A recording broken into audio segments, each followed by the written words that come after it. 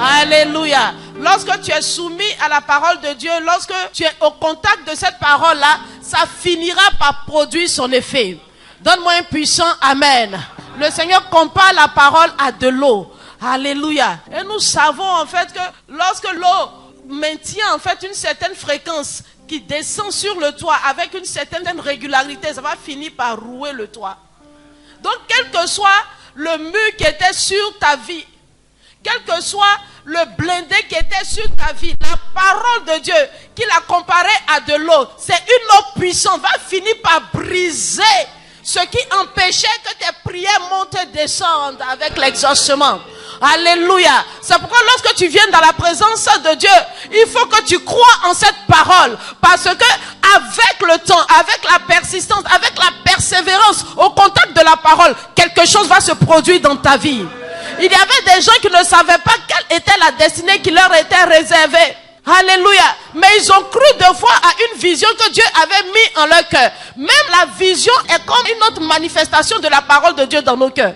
Et à un moment donné, leur vie a été changée. Leur vie a été transformée. Ce n'est pas qu'ils ont dit beaucoup de Alléluia. Mais tout simplement, ils ont cru en cette vision qui était dans leur cœur. Toute vision qui vient pour transformer, pour être une solution, vient de Dieu. Est-ce que quelqu'un comprend? C'est pourquoi notre Dieu n'est pas venu annoncer une religion. Il n'est pas venu annoncer des rites. Mais il est venu annoncer un royaume. Une manière de penser. Une manière de fonctionner. Une manière d'opérer. Est-ce que quelqu'un comprend? Donne-moi un puissant amen. Donne-moi un bon amen. Et il dit son royaume consiste en la paix, en la joie et en la justice. Et pour que ce royaume-là soit manifesté dans notre vie, la Bible dit que Jésus a donné sa vie afin que nous puissions avoir la vie éternelle, mais que nous puissions également avoir la vie abondante de Dieu. Nous puissions manifester l'abondance que le Seigneur a projetée pour nous depuis Adam et Ève. Depuis la Genèse, la Bible dit que lorsque le Seigneur fait Adam et Ève, il les met dans un jardin qu'il a planté lui-même. Il a pris soin de planter les plantes qu'il fallait dans un jardin. Ça veut dire tout ce dont Adam et Ève avaient besoin.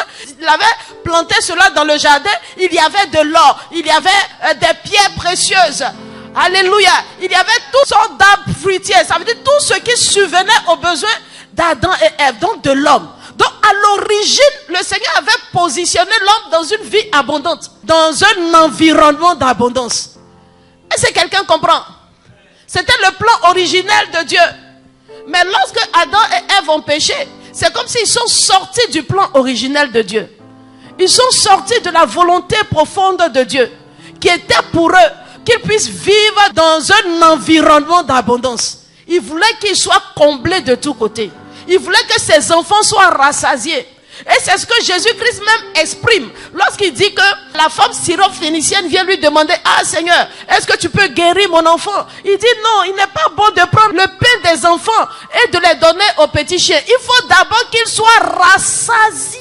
Est-ce que quelqu'un comprend? Ça veut dire que dans le plan de Dieu, il voulait que tu sois rassasié. Il ne voulait pas le tout suffisant, le juste suffisant dans ta vie. Est-ce que quelqu'un comprend? Ça dit ce qu'il voulait, c'est pas le juste suffisant. Il veut que tu sois rassasié. Et que, en plus que tu sois rassasié, il puisse avoir des restes qu'on puisse donner aux autres. Alléluia.